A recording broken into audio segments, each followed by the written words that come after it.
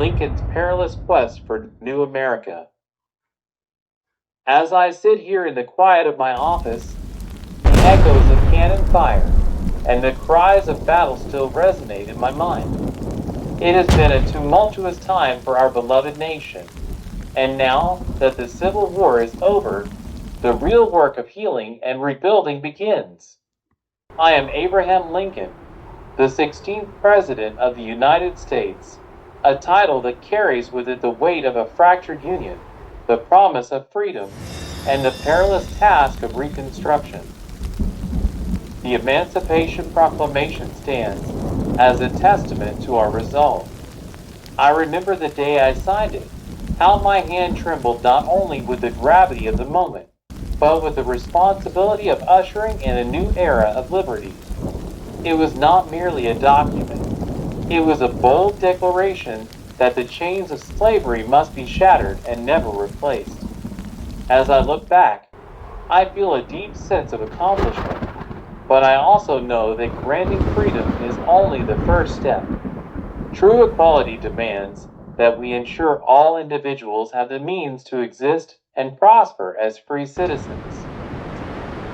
In pursuit of that goal, I'm moved to introduce the interest-free American Greenbacks, currency that would not only stabilize our economy after the war, but would serve as a tool of empowerment for our citizens. It was not lost on me that those in power sought to keep the populace dependent on foreign banks and the stranglehold of debt. I envisioned a nation where our currency was not tied to the whims of central banks, but instead rooted in the work and worth of our people. However, I knew these ideas would not be met without opposition. As I navigated the political landscape, I heard whispers of a plot to undermine the organic constitution of these United States, the very document that declares we are one people, a definition that encapsulates freedom and equality. I can hardly fathom the gall of those who would attempt to rewrite our laws in such a way that would redefine slavery, attempting to chip away at the legacy of equality we fought so dearly for. I fear for our future, knowing that vested interests lurk in the shadows, conspiring against the ideals for which we have striven. Frederick Douglass, an esteemed ally and one of the greatest voices for African American equality, seems to walk a precarious line. Rumors swirl suggesting that he might be entangled with the very bar, British Accreditation Registry, that represents legal institutions at odds with our revolutionary ideals. Has he sold out to the system we fought against? I wrestle with these thoughts, believing that yet again, the bonds of enslavement could be shifted, redefined into new forms, perhaps more insidious than the last. My heart urges me to trust him, for he has fought valiantly for the rights of our African American brothers and sisters. Yet the specter of manipulation is sinister. The central banks, with their tendrils reaching deep into the politics, finance, and independence of our nation, are poised to act. They watch our every move, hoping to exploit any weakness.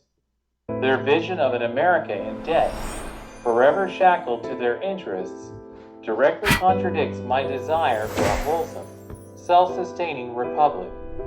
I know that they will not take kindly to my efforts to introduce greenbacks and emancipate the oppressed.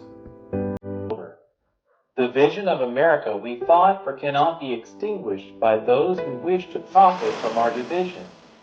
I must rally our leaders, inspire my fellow citizens, and keep courage close to my heart. The path forward is fraught with danger, but it is a path I must walk, for freedom is the birthright of every person in this great nation. I am determined to see it through. Deeply, echoing the values he championed during his presidency. The divisive politics that threaten unity today are reminiscent of the tensions that once tore the nation apart. His call for unity urges us to come together, regardless of our differences, to build a brighter future for all Americans.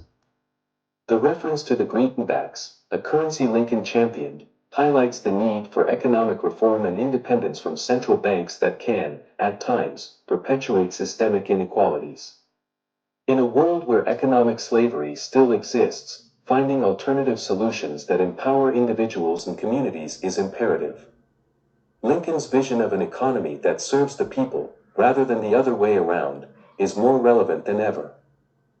As we reflect on his words regarding resurrection and the gathering of the exiles, it reminds us that through adversity, true change can occur.